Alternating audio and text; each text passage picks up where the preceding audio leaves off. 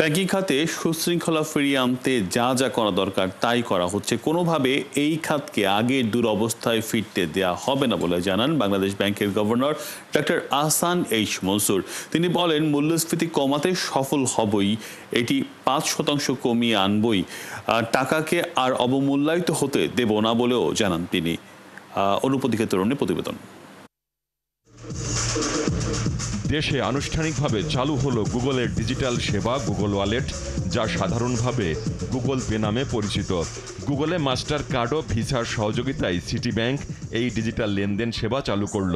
ফলে এখন থেকে সিটি ব্যাংকের গ্রাহকেরা তাদের মাস্টার কার্ড বা ভিসা কার্ডটি গুগল ওয়ালেটে সংযুক্ত করে গুগল পে ব্যবহার করে দ্রুত, নিরাপদ এবং স্পর্শহীন পেমেন্ট সম্পন্ন করতে পারবেন।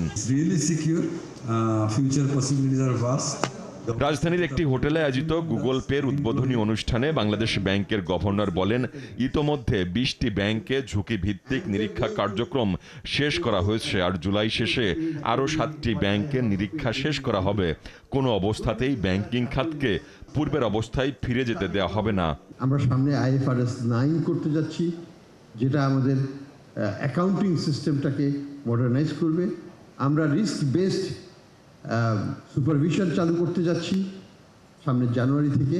এই জুলাই থেকেই 60টা ব্যাংকই আমরা ট্রায়াল রান শেষ করে ফেলবো। জুলাই টু ডিসেম্বরের মধ্যে 20টা ব্যাংক অলরেডি শেষ হয়েছে। রিস্ক বেসড এটাকে করতে হবে, হুইচ ইজ ফরওয়ার্ড লুকিং। তো আমরা চেষ্টা করছি ব্যাংকিং খাতে সুশৃঙ্খলা ফিরিয়ে আনতে, যাতে আগের মতো অবস্থায় আর কোনোদিন যেন আমাদের ব্যাংকিং খাত ফেরত না যায়। মূল্যস্ফীতির চাপে মানুষ কষ্ট পাচ্ছে। মূল্যস্ফীতি কমাতে সফল হব এবং হবই, এটি 5% নামিয়ে আনবই, এভাবে বলেন গভর্নর। দুটো প্রধান দায়িত্ব, একটা হচ্ছে প্রাইস স্টেবিলিটি, অর্থাৎ মূল্যস্ফীতিকে কমিয়ে আনা। আমরা সেটাই কাজ করছি। আমরা সফল হব, কোনো সন্দেহ নাই। আমি প্রথম থেকেই বলেছি যে সফল হব এবং হব। এটা আমরা সাফল্যের দিকেই যাচ্ছি এবং আরেকটু সময় লাগবে। আমি চাচ্ছি এটাকে 5%-এর নিচে কমিয়ে আনতে। ডলারের মূল্য বাজারের উপর ছেড়ে দেওয়ার পর টাকা অবমূল্যায়িত হওয়ার আশঙ্কা ছিল, কিন্তু গভর্নর বললেন টাকাকে কোনোভাবেই অবমূল্যায়িত হতে দেবেন না তিনি। আমরা চেষ্টা করব ম্যাক্রো স্টেবিলিটিকে ধরে রাখতে, আরও কনসলিডেট করতে। আমাদের টাকা কখনোই যেন অবমূল্যায়িত, মানে কোনো প্রকৃত কারণ ছাড়া অবমূল্যায়িত না।